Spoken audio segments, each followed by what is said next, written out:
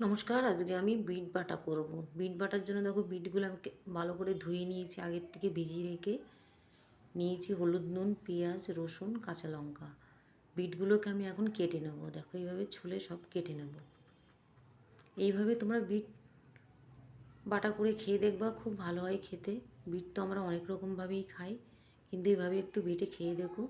আমি এভাবে কুচিয়ে নেব সব বিট। দেখো কুচিয়ে নিয়েছি, আমি এখন গ্রেট করে নেব। সঙ্গে রসুন আর লঙ্কা দিয়ে দেবো। আমি 3টে লঙ্কা দেবো না, 2টো দেবো, কারণ লঙ্কাগুলো খুব ঝাল। অল্প করে কালো জিরে ফোড়ন দিয়ে দিলাম। পেঁয়াজ কুচি দিয়ে এবার পেঁয়াজ কুচি ভাজা হয়ে গেছে। গ্রেট করা বিটটাকে আমি নুন হলুদ দিয়ে এবার কষাবো, গ্যাস কমিয়ে কমিয়ে কষাবো। বন্ধুরা, ভিডিওটা ভালো লাগলে লাইক কমেন্ট শেয়ার করে দিও। নতুন নতুন ভিডিও পেতে চ্যানেলটাকে সাবস্ক্রাইব করো।